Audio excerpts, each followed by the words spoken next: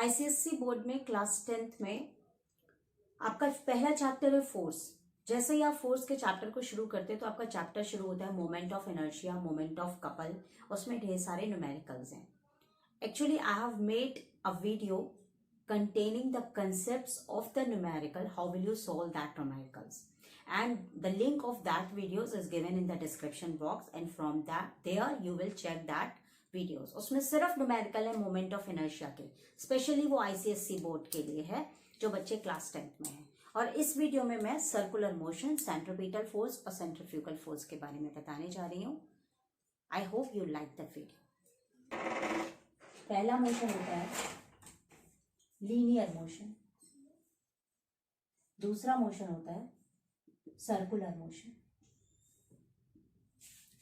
Linear motion जैसे आपकी सड़क के ऊपर कार चल रही है, ठीक है, तो वो स्ट्रेट चल रही है और वो डिस्टेंस ट्रैवल कर रही है इस तरीके से।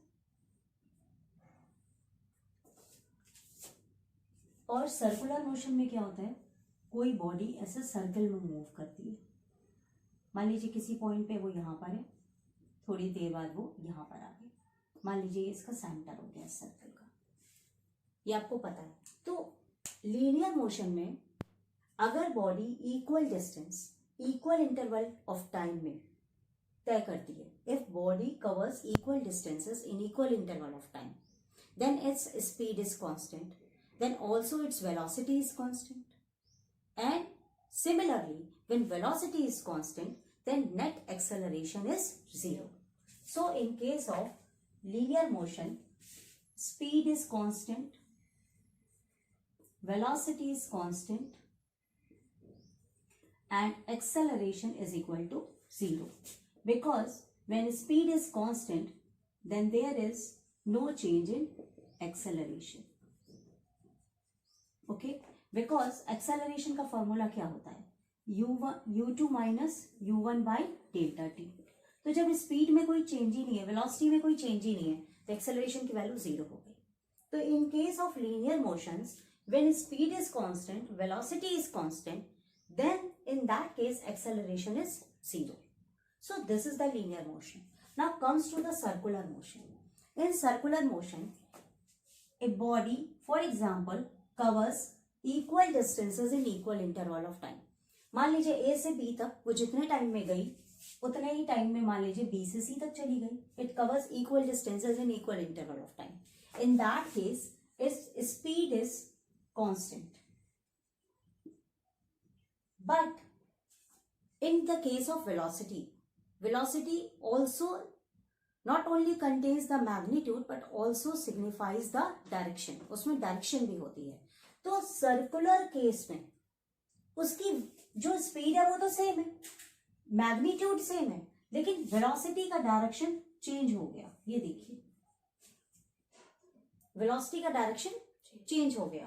तो इसलिए इसकी जो वेलोसिटी होती है for the circular case, it variable, ये कांस्टेंट नहीं होती, ये चेंज होती रहती है। वेलोसिटी चेंज होती रहती है, मैग्नीट्यूड सेम है, but it's direction is changing. So when there is change in direction, that means its velocity gets changes. So its motion is also accelerated and it has variable acceleration. Okay, so this is the main difference between circular motion and linear motion. Okay, now in your, और इसी के साथ आता है centrifugal force. इसको बहुत ध्यान से समझिएगा। जब भी कोई चीज ऐसे सर्कल में मूव कर रही है, ठीक है, तो हमने आपको बताया उसकी स्पीड कांस्टेंट है लेकिन उसकी वेलोसिटी बदल रही है। और हमने ये भी बताया कि वेलोसिटी का मैग्नीट्यूड सेम है लेकिन वेलोसिटी की डायरेक्शन बदल रही है। अब अगर किसी चीज की वैल्यू बदल रही है, वो वेरिएबल है, तो यानी उस पर लगातार कोई फोर्स लग रहा है ना, तभी उसकी वजह से उसमें चेंजिंग हो रही है। तो कहीं ना कहीं कोई फोर्स लगता है जब कोई बॉडी किसी सर्कुलर मोशन में मूव करती है। तो the force which is responsible for variable velocity, or we can say that for variable acceleration produced in a body moving in a circular motion is termed as centripetal force. फिर से समझो, वो force जो उसके अंदर variable velocity या variable acceleration produce कर रहा है, जो बॉडी किसी सर्कुलर मोशन में मूव कर रही हो, उसको हम सेंट्रीपिटल फोर्स कहते हैं। और इस फोर्स की डायरेक्शन हमेशा सर्कल के सेंटर की तरफ होती है। It is always directed towards the centre of the circle. Clear?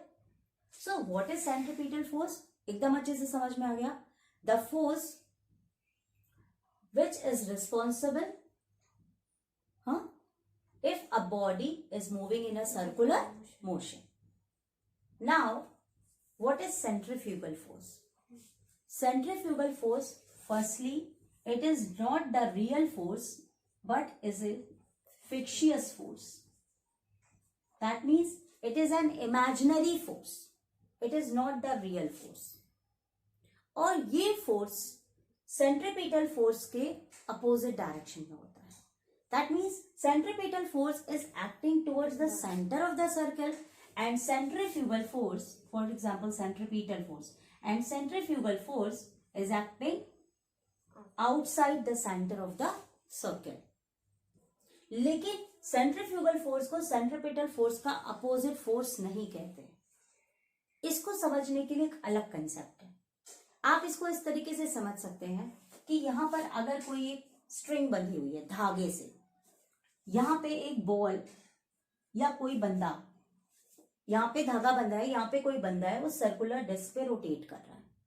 ये बंदा मान लीजिए ए हो गया, और इस सर्कुलर डिस्क के बाहर एक बंदा यहां पर है बी, और ये सर्कुलर डिस्क रोटेट कर रही है। तो यहां पर ये जो बी है उसको ये जो बंदा है वो सर्कल में मूव करता हुआ दिखाई देगा। Clear? It is because of the tension developed in the string. ये जो बंदा है इसके सेंटर से यहाँ पे एक धागे से बंधा हुआ है, उस स्ट्रिंग में एक टेंशन डेवलप होगा जिसकी वजह से वो इस पे रोटेट कर रहा है। तो उस टेंशन की वजह से उसमें यहाँ पे अंदर की डायरेक्शन में सेंट्रीपिटल फोर्स एक्ट कर रहा है, और इस बंदे बी के लिए ये आपको एक सर्कुलर मोशन में मूव करता हुआ अपीयर करेगा। लेकिन इस ए के लिए सेंट्रीपिटल फोर्स तो अंदर की तरफ एक्ट कर रहा है, और इसी बंदे बी, ये बंदा जो ए है यहां पर, ये एज्यूम करेगा सेंट्रीफ्यूगल फोर्स को, बी नहीं एज्यूम करेगा। Only A feels the centrifugal force, okay, which is acting on that person.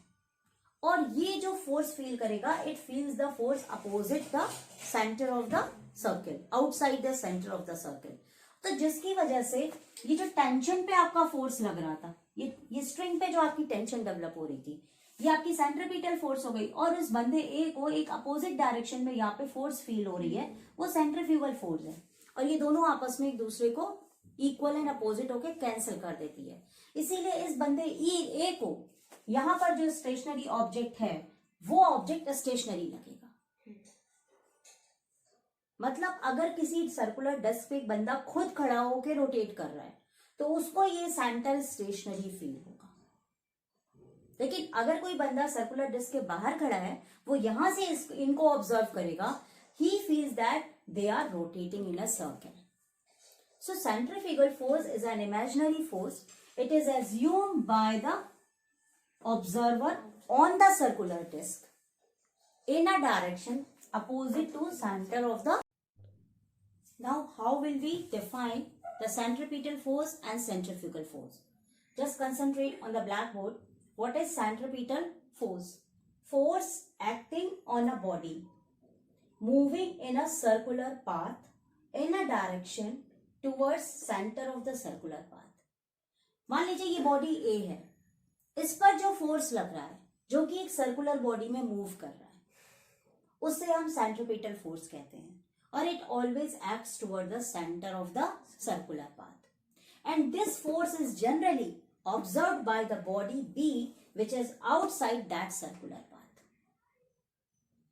मतलब कोई बॉडी किसी सर्कुलर पाथ में मूव कर रही है तो उस पर एक फोर्स लगता है जिसका डायरेक्शन सेंटर की तरफ है, और इस फोर्स को देखता कौन है? The observer which is outside that circle.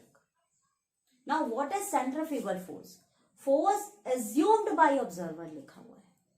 That means it is not the real force. It is the fictitious force.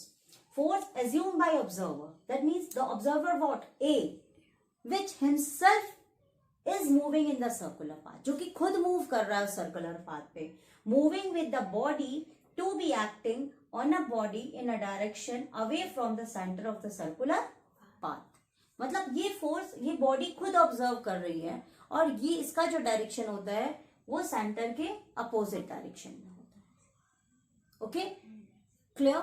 So this is all what is centripetal force, which is centrifugal force, and what is the circular motion. If you like this video, then subscribe my YouTube channel. The link is given in the video. Thank you.